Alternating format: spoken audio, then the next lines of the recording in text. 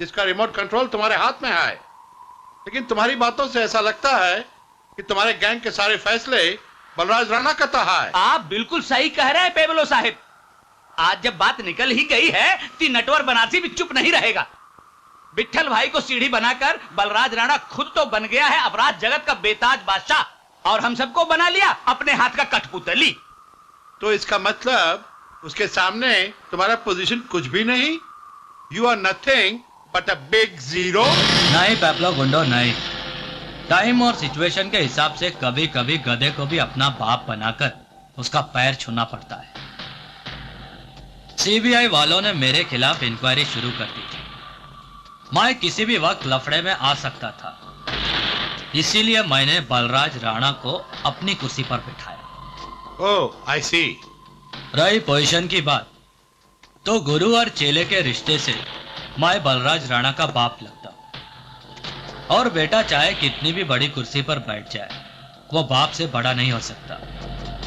बलराज राणा आज जो कुछ भी है वो मेरी वजह से है। तो फिर तो वो तुम्हारी बात टाल नहीं सकता। तुम ऐसा करो, उसके साथ मेरी मीटिंग फिक्स करो, मैं उसको आर्म्स डीलिंग के लिए कन्विंस करेगा। ठीक है। डोंट वरी, 50 करोड़ का हवाला हमारे लिए बड़ी मामूली सी बात है। हाँ, अब कह दीजिए नेताजी से कि रुपया वक्त पर दिल्ली पहुंच जाएगा। हाँ बलराज भाई,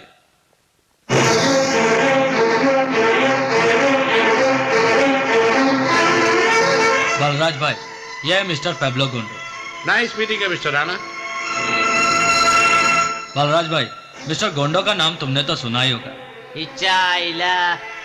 गोंडा साहब को कौन नहीं जानता। इंटरनेशनल मार्केट में हथियारों का सबसे बड़ा डीलर है ये। Thank you. हम आपके लिए एक बहुत बड़ा ऑफर लाया मिस्टर राणा। आप तो जानता ही है कि हथियारों का होल वर्ल्ड में डिमांड बहुत बढ़ गया है।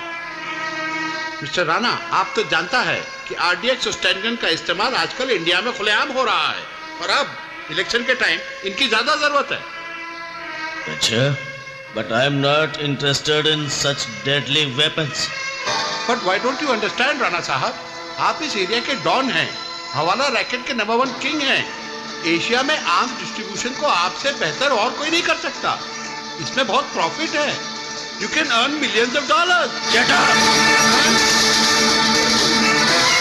घर आए हुए मेहमान की इज्जत करना हमारी तहजीब है, इसलिए तुम्हें यहाँ से जिंदा जाने दे रहा हूँ। Better get out from here. इसमें नाराज होने की क्या बात है मिस्टर राणा? अगर आपको आर्म्स डीलिंग नहीं करना है तो मैं किसी और को ऑफर कर दूंगा। हरगिज नहीं। अवाम के कत्ले आम का सौदा मैं तुम्हें किसी के साथ भी नहीं करने दूंगा। बेहतर है तुम हिंदुस्तान छोड़कर चले जाओ।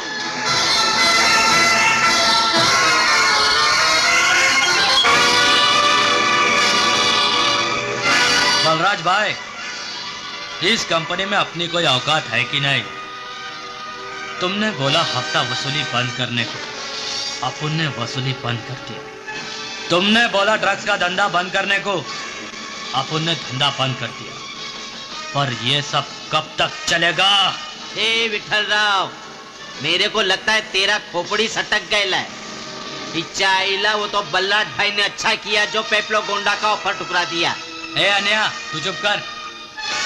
जिस औरत के माथे पर वेश्या का लेबल चिपक जाता है वो सारी जिंदगी वेश्या ही रह जाती है। चाहे वो लाख पूजा पाठ करे, सावित्री नहीं बन सकती।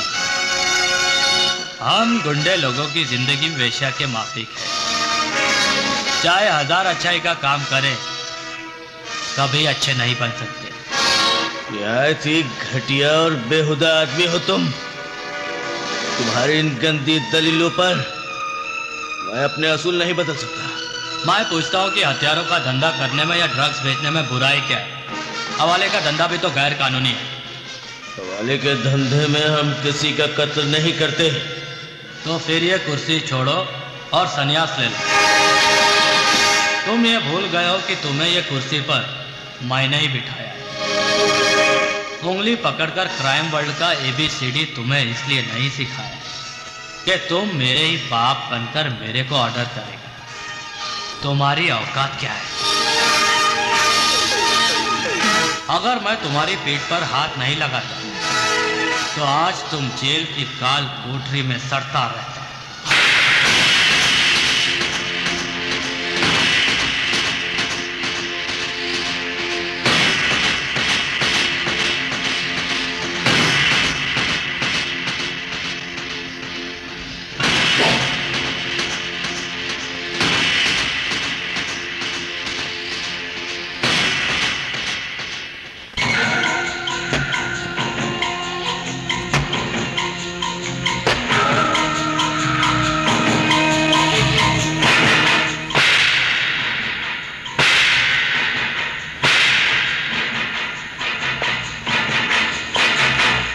बलराज राणा ने तुम्हारे फेस पे जो थप्पड़ मारा था उसके बारे में सोचने से कोई फायदा नहीं है विट्ठल राव।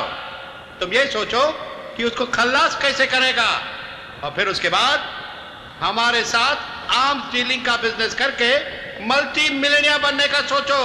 सोचो मैन, सोचो। गोंडो साहब इज राइट, लेकिन बलराज राणा का रोल खत्म करना इतना आसान काम नहीं है।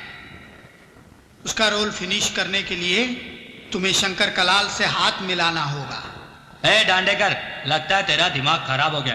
शंकर कलाल हमारा दुश्मन है, वो हमसे हाथ क्यों मिलाएगा? अरे पॉलिटिक्स और अंडरवर्ल्ड में हालात के हिसाब से दोस्ती और दुश्मनी हो जाती है। यहाँ कल का जानी दुश्मन आज का वफादार दोस्त भी बन सकता है। यह तो वाकई बहुत अच्छी खबर है दांडेकर। बलराज राणा और विट्ठल राव के बीच अगर दुश्मनी हो गई है तो समझो हमारा काम और भी आसान हो गया है। इसी दुश्मनी में किसी एक का रोल फिनिश हो जाएगा। विट्ठल राव के एहसान के बदले में बलराज राणा ने उसे तमाचा मारा है। विट्ठल राव उसे छोड़ेगा नहीं। फिलहाल तुम बलराज राणा के बारे में सोचो, जो पूरे एशिया में हवाला धंधे का बेताज बादशाह माना जाता है। करोड़ों की हेराफेरी करता है वो। हाँ, तुम्हें अपना नाम ऊपर लाने के लिए उसके नाम और काम दोनों को तबाह करना होगा। बिल्कुल ठीक कहा मंत्री जी ने। इसलिए तुझे विट्ठल राव के साथ समझौता कर लेना चाहिए, क्योंकि ये साला विट्ठल बलराज राणा का हर सीक्रेट जानता है। हाँ?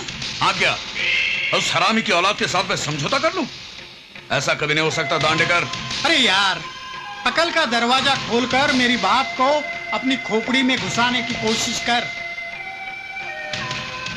दुश्मनी दिल में रखकर भी दुश्मनों से हाथ मिलाया जा सकता है। हाँ,